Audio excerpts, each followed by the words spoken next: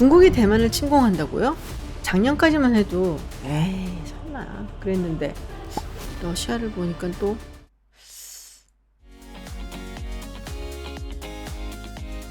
안녕하세요, 김지윤입니다. 최근 워싱턴 정가에서 많이 회자되는 뉴스가 있는데요. 낸시 펠로시 하원 의장이 대만을 방문한다라는 이야기입니다. 펠로시 의장은 원래 4월에도 방문을 하려고 했었어요. 그 당시에 이제 아시아 순방을 가면서 대만에 간다라는 이야기가 있었거든요. 그런데 코로나에 걸리는 바람에 그 순방 자체가 연기가 됐었죠. 그리고 지금 8월에 계획되어 있는 아시아 순방에서 일본, 싱가포르, 말레이시아, 인도네시아에 이어서 대만도 포함이 될 것이다 라는 보도가 파이낸셜 타임스에 의해서 나왔는데요. 펠로시 의장 측에서는 이 부분에 대해서 가타부타 아직 컨펌을 해주고 있지 않는 상황입니다. 중국은 4월에도 그랬었고 이번에도 굉장히 강경하게 반응을 했습니다. 여러분들 얼굴이 익으실 거예요. 외교부 대변인인 자올리젠이 나와서 가만히 있지 않겠다, 좌시하지 않겠다, 가장 강경한 방책을 쓰겠다라고 무시무시하게 이야기를 했고요. 심지어 노플라이 존, 비행금지 구역을 정해야 된다라는 이야기까지 나왔습니다. 비행금지 구역을 정하게 되면은 사실상 그쪽을 지나는 비행기에 대해서 격추를 해도 좋다라는 신호가 되기 때문에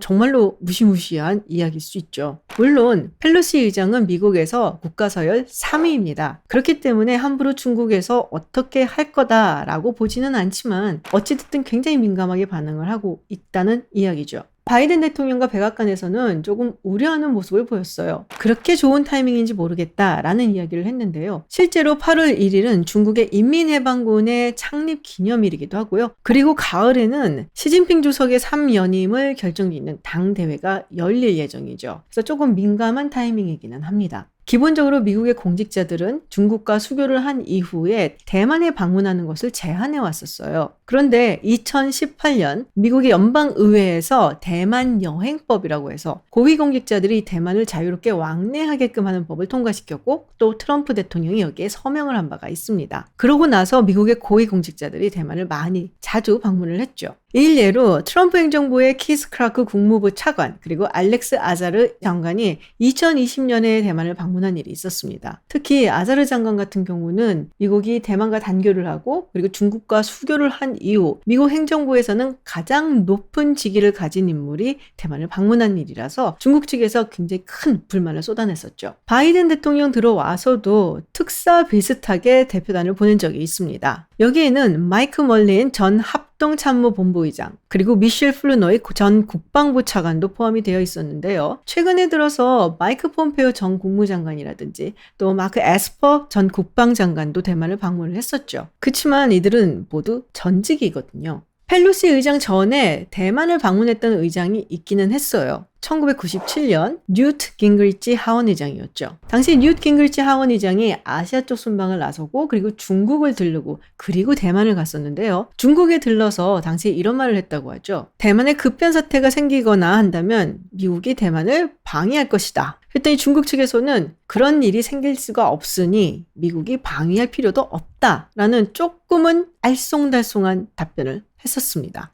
당시는 1997년, 25년 전이었거든요. 지금하고는 중국의 위치도 다르고 두 국가의 관계도 상당히 다르다고 할 수 있죠. 미국은 현재 중국을 명백한 도전 세력으로 규정을 하고 있고요. 그리고 이번에 대만을 방문한 에스퍼 전 국방장관은 하나의 중국 원칙은 유용성이 다했다라는 이야기를 하기도 했고요. 그리고 미국은 이제 대만과 중국 문제에 대해서 명확하게 입장을 밝히고 행동을 취해야 된다라고 이야기를 하기도 했습니다. 중국과 대만의 관계라든지 역사는 많은 분들이 알고 계실 거라고 생각을 해요. 18세기에 이 대만이 청나라의 지배하에 들어가게 됩니다. 그리고 청일전쟁을 통해서 청나라가 지면서 이 대만을 일본한테 주게 되죠. 그리고 태평양 전쟁이 끝나면서 대만은 다시 중국에게로 돌려지게 됩니다. 근데 당시에 중국에서 국민당과 공산당의 내전이 있게 되죠. 국민당을 이끌던 장개석이 쫓겨서 결국엔 대만까지 오게 된 것이고요. 그 이후로 쭉 대만을 지배를 하고 있는 것입니다.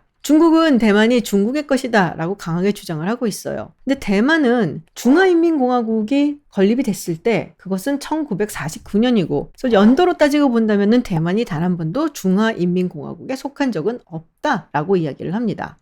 기술적으로 따지면 사실 그렇긴 한데요. 힘이 좌우하는 국제사회에서 사실 대만은 서름을 많이 받았었죠. 중국이 다른 국가들과 수교를 맺기 시작을 하면서 중국과 수교를 맺는 국가들은 대만과는 단교를 해야 했습니다. 이것을 하나의 중국 원칙이라고 이야기를 하면서요. 현재 대만과 수교를 하고 있는 국가는 전 세계의 13개국 플러스 바티칸만 남아 있습니다. 우크라이나 전쟁이 시작이 되고 나서 정말 많은 사람들이 이런 질문을 해보죠. 그렇다면 중국은 대만을 침공할 것인가? 설마 그렇게까지 하겠어? 라고들 많이들 여기는데 우크라이나 사태 이후 그 설마가 현실이 될 수도 있어 라는 생각들을 또 많이들 하게 됐죠. 그런데 실제로 몇 년 전부터 중국의 대만 침공설은 솔솔 이야기가 나오고 있었고요. 이제는 연도라든지 시기에 대해서 이야기하는 전문가나 정치인들도 있습니다. 저는 안보 전문가가 아니라서요. 이 부분에 대해서 어떻다라고 명확하게 말씀드리기는 힘든데 대신에 지금 오고 가고 있는 이야기들을 조금 소개를 해드릴까 합니다.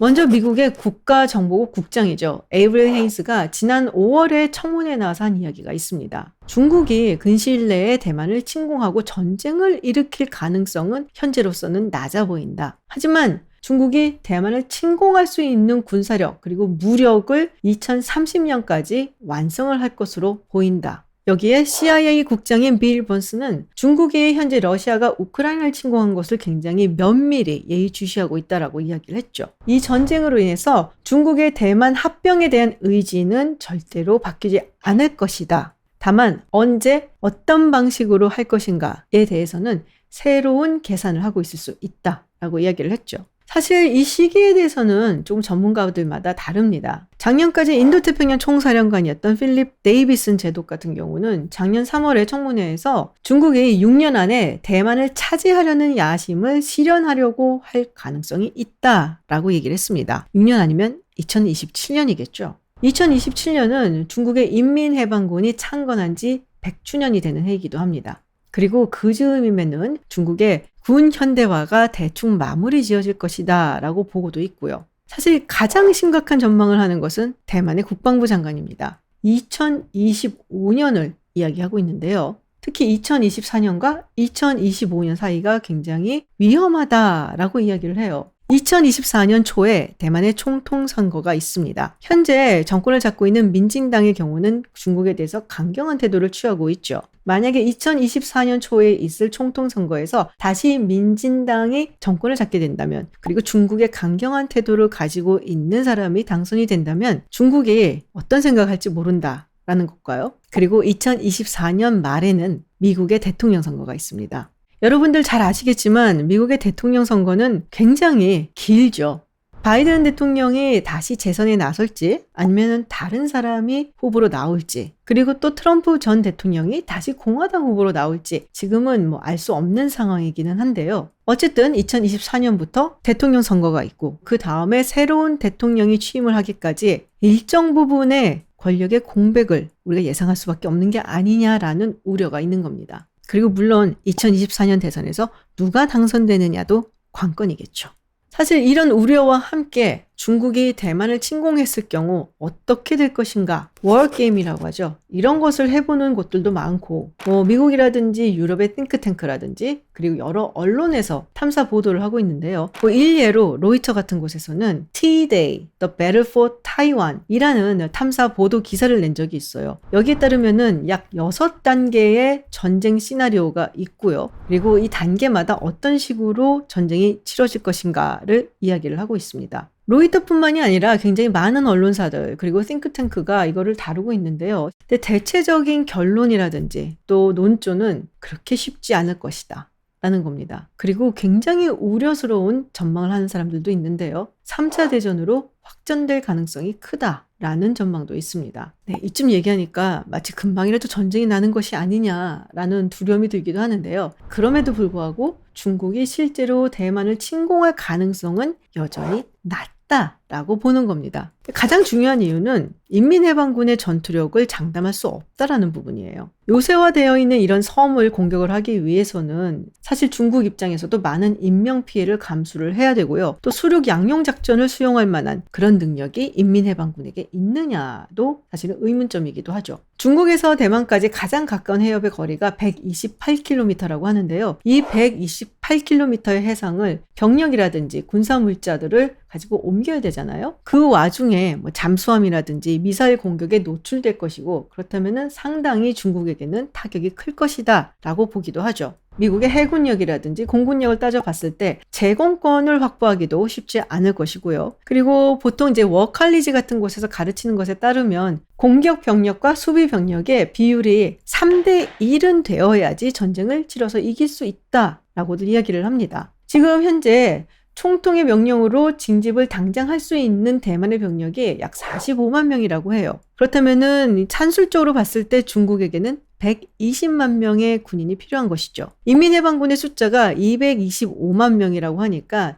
225만 명이라면은 상당히 큰 숫자이기도 하고요. 그리고 인민해방군이 실전 경험을 해본 것은 매우 오래전이다. 라는 것도 큰 약점으로 작용한다고 하죠. 1979년 베트남과 전쟁을 했을 때가 마지막인데요. 너무 오래됐죠. 그래서 여전히 침공 가능성을 낮게 보는 사람들이 훨씬 많고요. 그리고 중국 입장에서도 피를 흘리는 것보다는 정치적으로 합병을 하고 싶어 한다. 그래서 2024년 총통 선거에 굉장히 많은 관심을 기울이고 있다라는 이야기가 있습니다. 자, 이런 상황에서 그렇다면 이것이 한국과는 어떤 관계가 있을까라고 궁금해하시는 분들도 계실 것 같아요. 사실 이 대만 이야기가 나오고 무력 침공 이야기가 나오고 할 때마다 그러면은 미국이 우리한테 파병해달라고 그런 거 아니야? 라는 조금은 성급한 답변을 하시는 분들도 많이 계신 것 같고요. 그런데 올해 2월 외교 전문 잡지인 Foreign Affairs에 실린 논문을 하나 소개를 해드릴까 합니다. 북한의 미사일 발사 실험을 그냥 예사롭게 봐서는 안 된다라는 경고와 함께 실린 글인데요. 북한이 중국의 대만 침공과 발을 맞춰서 한반도에 도발을 하게 된다면 한국은 대만이나 미국을 도와주고 싶어도 도와줄 수가 없는 것이죠. 오히려 미국에서는 꽤 많은 전략 자산을 한국 측에 보내줘야 될 겁니다. 28,000의 미군 병력, 90여 대의 미국 군용기라든지 이런 것들을 보내야 한다는 얘기죠. 그리고 이들은 한반도에 묶여 있을 수밖에 없습니다. 그리고 그렇게 된다면 이거는 중국한테는 절호의 기회, 즉 골든 어퍼튜니티라는 것이죠. 이 부분을 지적한 사람들은 꽤 있습니다. 미국의 연방의회 하원 의원인 마이클 왈처 의원은 지난번 청문회에서 이런 이야기를 했어요. 타이완 해협에서 군사적 충돌이 생길 때 중국이 북한 정부의 도움으로 긴장을 고조시키고 북한군을 끌어들일지 여부에 대해서 미국이 심각하게 고민해 봐야 된다. 듣기만 해도 섬뜩한 이야기죠. 긴장이 고조되어 가고 있고 그래서 여러 가지 시나리오나 이야기들이 나오고 있기 때문에 제가 한 가지 소개를 해드렸다라고 여기시면 될 것 같고요. 대만, 중국, 미국, 북한 그리고 한국 어쩌면 같은 영향권 안에 들어올 수도 있는 것은 아닌지 조금은 지나치게 걱정을 해도 될 시기가 아닐까라는 생각을 합니다. 오늘 영상 여기서 마치고요. 다음에는 조금 즐거운 이야기로 찾아뵙도록 하겠습니다. 고맙습니다.